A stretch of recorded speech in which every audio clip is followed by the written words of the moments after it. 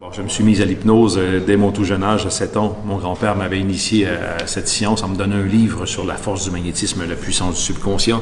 Et j'ai commencé à étudier les techniques d'hypnose très, très jeune, parce que mon grand-père en faisait un peu. C'est un des premiers livres que j'ai lu d'un bout à l'autre, d'un couvert à l'autre. Ça m'intéressait vraiment. Et j'ai lu ce livre-là, même avant les bandes dessinées. Je crois, quand j'étais plus jeune, ce qui me fascinait dans l'étude de l'hypnose, c'était le côté magique, mystérieux qu'il y avait autour de ça.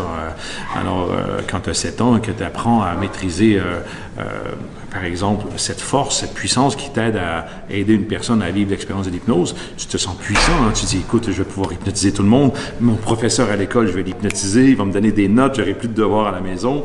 Alors, ça a été pour moi ce côté...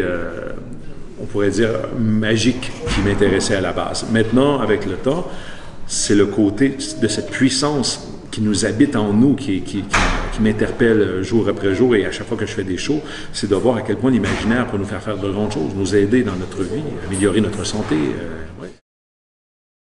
Alors pour moi, l'hypnose en soi, c'est à la base, c'est cette puissance qui nous habite, c'est cette capacité d'améliorer notre chemin de vie, par exemple. Mais le spectacle m'aide à faire connaître tout ça.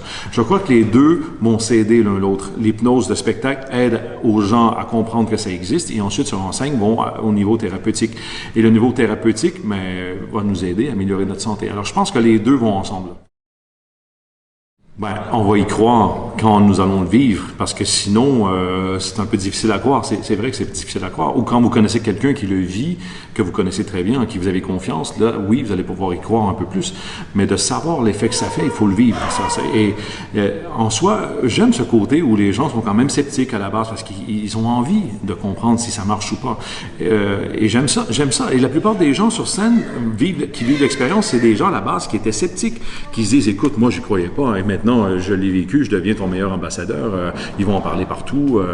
Même leur famille, la famille de ces gens-là qui l'ont vécu vont en parler aussi. Alors, le bouche à oreille est très fort dans un spectacle d'hypnose dû à ça. Parce que c'est un show qui est fait pour les gens, et c'est les gens qui montent sur scène et qui vivent l'expérience. Non, c'est de créer un laisser-aller, de se laisser porter. Parce que souvent, une personne qui y croit, qui a envie de le vivre, est tellement dans l'anticipation, est tellement dans la volonté de le faire, qu'il reste conscient. Parce qu'il se dit, écoute, moi, j'ai envie. Alors, il m'écoute, il fait tout, mais il se laisse pas aller. Mais une personne qui est sceptique, puis lui, il dit, bon, moi, je crois pas à tes trucs assez laids. Alors, il rouvre son esprit complètement parce qu'il ne se bloque pas, il n'a pas peur, et ça fait que ça peut fonctionner beaucoup plus avec une personne sceptique qu'une personne qui veut trop vivre l'expérience.